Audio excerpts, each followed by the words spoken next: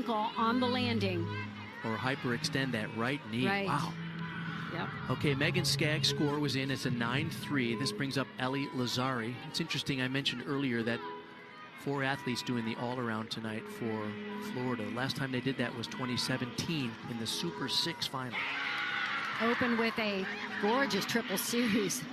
Difficult and well done.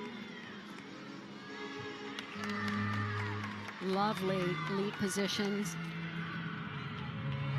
If I'm being picky, I would say, boy, keep that toe point, that front foot. She's got a little bit loose because she's so close to being absolutely perfect.